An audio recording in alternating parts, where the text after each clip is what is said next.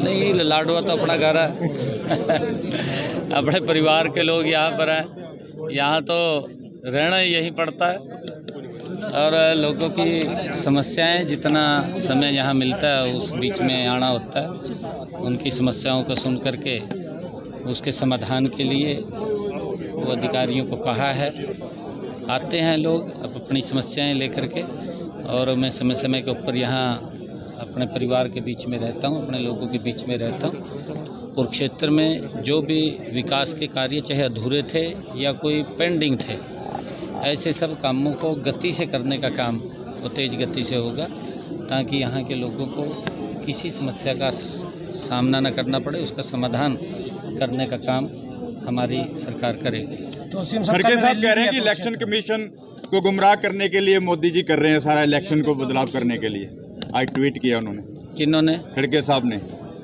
खड़गे साहब कांग्रेस के वरिष्ठ नेता हैं और कांग्रेस को देश के लोगों ने नकार दिया है।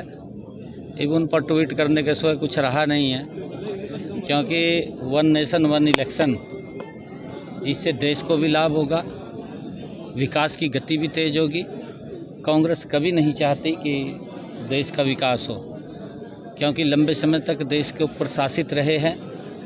जिस गति से 2014 से लेकर के नरेंद्र मोदी जी नॉन स्टॉप इस देश को विकास की नई ऊंचाइयों के ऊपर ले जाने का काम कर रहे हैं, कांग्रेस ने आज तक इस प्रकार से इस देश को आगे ले जाने का काम नहीं किया। उन्होंने बड़ी धीमी गति से इसको आगे बढ़ाने का काम किया है, परंतु मोदी जी तीव्र गति से इस देश को आगे बढ़ाने का गति से काम कर रहे हैं। आज वो महसूस भी हर लोग कर रहा है, आज देश भी देख रहा है कि गति से हर क्षेत्र के अंदर देश आगे बढ़ रहा है।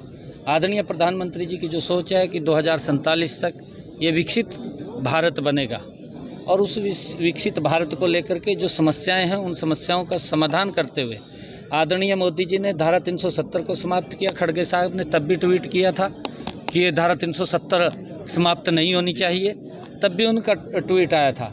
आज अगर देखें जम्मू कश्मीर भारत के अन्य हिस्सों की अपेक्षा वहाँ पर विकास की गति भी वहाँ पर तेज हो रही है, और लोग उस विकास को चाहते हैं जो लंबे समय से उस विकास से वो मजबूर थे, उनके पास विकास नहीं था, परंतु अब गति से वहाँ विकास हो रहा है। और चाहे जो बोडो की समस्या थी लंबे समय से, तब भी कांग्रेस ने उस समस्या का समाधान हुआ, तब भी उन्होंने ट्वीट किया था। कांग्रेस की जब कांग्रेस ने, खड़गे साहब ने या राहुल ने तब भी ट्वीट किया था जब आदरणीय प्रधानमंत्री जी ने प्रधानमंत्री किसान सम्मान निधि लगाई थी, तब भी उन्होंने इसका विरोध किया था। इनके डीएनए के अंदर है विरोध करना, ये तो हर बात का विरोध करते हैं, परंतु मोदी जी नॉन स्टॉप इस भारत को आगे बढ़ाने का काम। राहुल के खिलाफ एफआईआर दर्ज हुई है, दिल्ली में एफआईआर दर्ज हुई है, क्या देखिए, क्योंकि कांग्रेस बुरी तरह से फेडअप हो चुकी है और कांग्रेस को लगने लगा कि 2029 में भी हमारा नंबर नहीं है। अब उन्होंने जो ये रास्ता चुना है ये दुर्भाग्यपूर्ण है, ऐसा रास्ता लोकतंत्र के अंदर नहीं है। इन्होंने तो चाहे संविधान के अपमान की बात हो, चाहे डॉक्टर भीमराव अंबेडकर जी के अपमान की बात हो, चाहे लोकतंत्र के अपमान की बात हो, चाहे राष्ट्रपति जी के अपमान की बात हो, चाहे उपराष्ट्रपति के अपमान की बात हो, एक भी ऐसा कोई भी विषय कांग्रेस ने नहीं छोड़ा जिसने इन संवैधानिक संस्थाओं का अपमान न किया हो।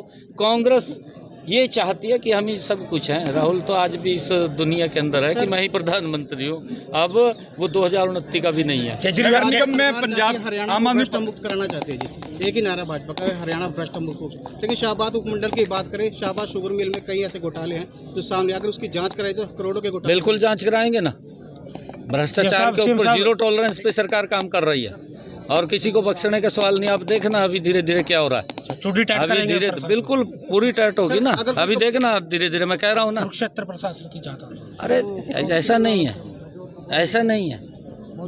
जहाँ पर भी कोई गलत है, जो अच्छे काम कर रहे हैं उनको अप्रिशिएट करेंगे, उनको हम सम्मानित करेंगे, ऐसा नहीं।